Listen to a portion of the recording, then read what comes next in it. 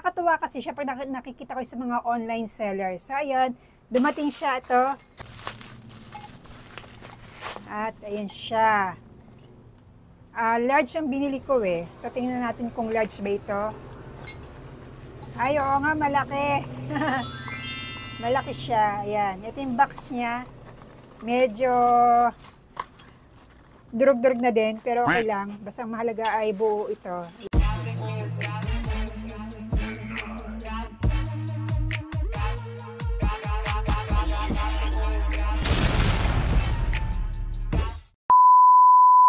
Mabuhay! My name is Ring Saginsin and welcome to my channel. For today's video, ang gagawin ko ay mag-a-unpack ko dito ko ng panibagong binili ko sa TikTok shop.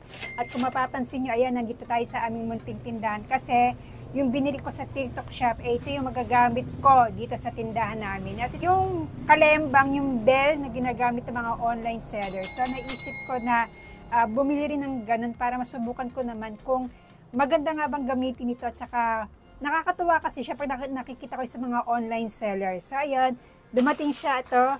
Kumakalembang pa siya. Then, unpack natin kung ano ba ang itsura nito. So, siya. Buksan natin. Ganito na lang. Ayan. Ayan, naka-bubble wrap.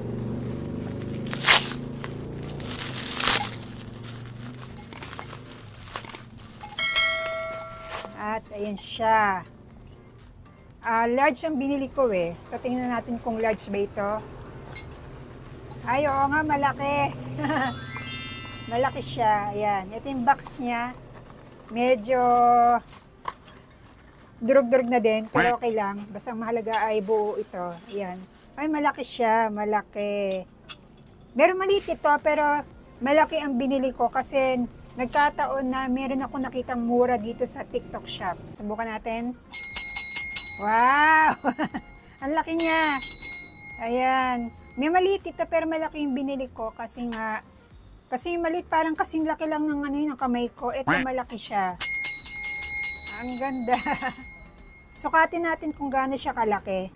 So, ito ang sukat niya. Pag sa centimeter, ito siya ilagay natin dito sa ilalim. Mga nasa 10 centimeter siya. Pag sa inches naman, mga nasa 4 inches siya. Ganyang kalaki. Tapos ito itsura niya sa ilalim. May kalembang siya. Ayan. Tapos pindutin natin. O, diba? Pangtabi din to ng mga masasamang espiritu.